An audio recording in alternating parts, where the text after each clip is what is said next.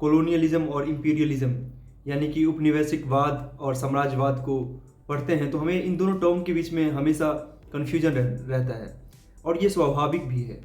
और क्यों ना हो, क्योंकि दोनों के जड़ में कहीं ना कहीं अनइक्वल पावर रिलेशनशिप है, दोनों के जड़ में एक्सप्लॉयटेशन है, दोनों के जड़ में एक कंट्री का दूसरे के ऊपर डोमिनेंस है और एक्सप्लॉयटेशन है।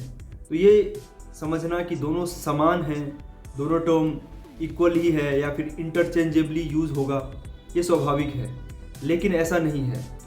ये जो दोनों टर्म है, कॉलोनियलिज्म या इंपीरियलिज्म, इन दोनों के बीच में कई सारे डिफरेंसेस हैं। और जो सबसे पहला डिफरेंस है वो ये है कि जहाँ कॉलोनियलिज्म के अंदर डायरेक्ट कंट्रोल होता है पावरफुल कंट्री का पावरलेस कंट्री के ऊपर, वहाँ पर रूल करते हैं और वहाँ की रेवेन्यू वो वहाँ से कलेक्ट कर अपने होम कंट्री में भेजते हैं, वैसा इंपीरियलिज्म के अंदर नहीं है। वहाँ इनडायरेक्ट कंट्रोल होता है।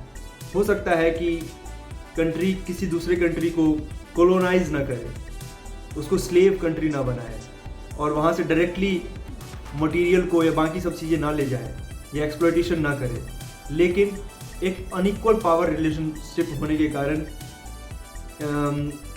वहाँ जो पावरफुल कंट्री है वो दूसरे पावरलेस कंट्री पर इनडायरेक्टली प्रेशर बनाए कि उसके साथ किसी ट्रीटी के अंदर या किसी डील के अंदर अनइक्वल फुटिंग पर या अनइक्वल एक्सचेंज पर एग्री करे, या ऐसी कोई चीज़ हो जहाँ पर पावरलेस कंट्री को एक्सप्लॉइट किया जाए through indirect means, but somehow so called legal way में। जो दूसरा मेजर डिफरेंस है वो ये है कि कॉलोनियलिज्म के अंदर फॉर्मल एम्पायर्स होते हैं।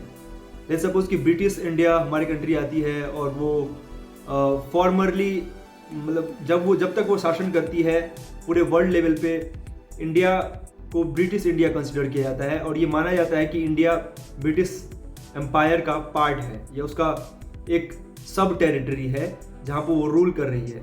और सारे इंटरनेशनल ऑर्गेनाइजेशन, इंटरनेशनल ट्रीटीज़ के अंदर ब्रिटिश जो होते हैं वो डेलीगेशन के रूप में साइन करते हैं, या जो कोई भी ट्रीटी होती है उसमें वो एंटर करते हैं।